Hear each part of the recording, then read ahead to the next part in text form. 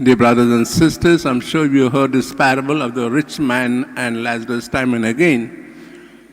Now, so you have reflected on it. What lesson does it give us, especially season of Lent?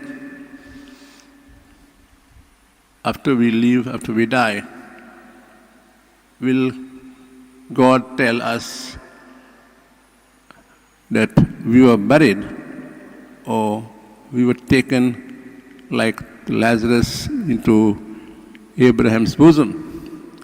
It all depends on how we look at life today.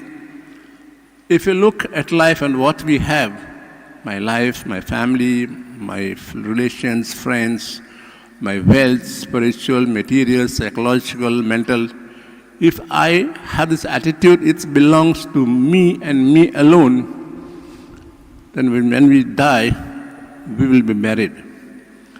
But if we believe that what I have is not mine, and God has given to me all this for others, to take care of others, to share with others, those especially in times of need, then we can say when we die, our soul will be taken into Abraham's bosom. So it all depends on us. We have to make our choice today, right on this earth. Don't wait for the last minute and say, no, last minute I'll go for confession and have a general confession and reconcile to that.